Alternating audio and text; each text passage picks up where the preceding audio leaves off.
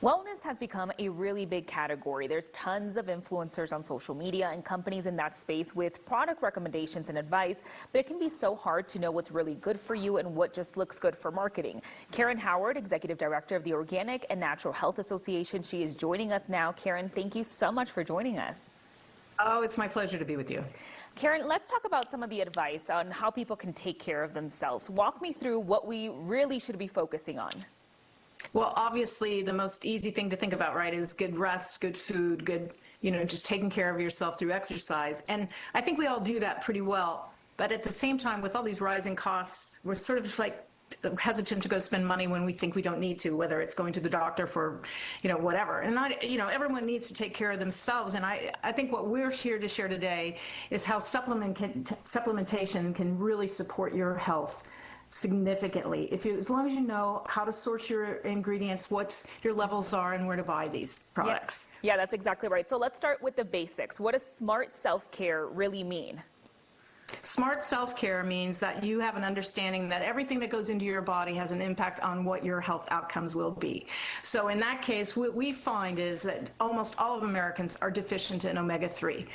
90% are deficient in vitamin D, and anywhere from 50 to 80% of us are deficient in magnesium. And those three ingredients, what I like to call my trifecta, are incredibly important to sustainable, continual health.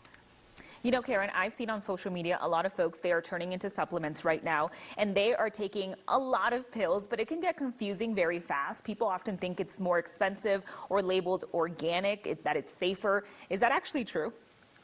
I think there's a quality issue everybody needs to be extremely aware of, and going to those seals is a really good way to do it. That organic seal is a gold standard, and it needs to say USDA organic. It's like the non-GMO project with the butterfly, another great seal. And so if you look, and one more, NSF, which has a rigorous process for making sure that you meet all the criteria that the federal government stands for supplements. And if you see those seals, you have wiped out 75 to 85% of your problem.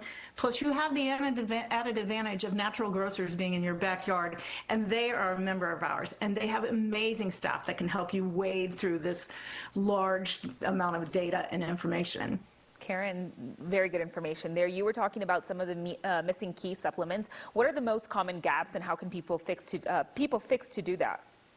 Well, I think vitamin D is probably the best place to start. And if you don't know your levels, then I would recommend you go to our site, which is nutrientpower.org, and it speaks to all of the contents and the reasons for these three supplements I'm talking about today. And it allows you to go, if you're not going to the doctor and asking for blood tests to see your levels, because you really need to know your levels, it allows you to go to our partner, Grassroots Health, and you can buy test kits for one or all three of these. And then you can really begin to measure the impact of what you're doing, because when you take an aspirin, you feel an effect, but when you take supplements, sometimes it just seems like I just took supplements. Yeah, that's exactly right. Karen, one last question. I think we have like 10 seconds real quick. A lot of viewers are trying to stay healthy, especially me right now. I'm in a health kick, but I don't want to break the bank. So what are a few easy, affordable ways?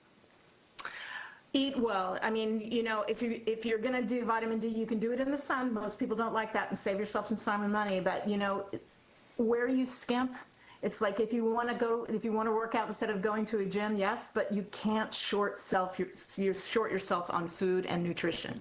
Some really good advice. Karen, thank you so much for joining us this morning. Thank you.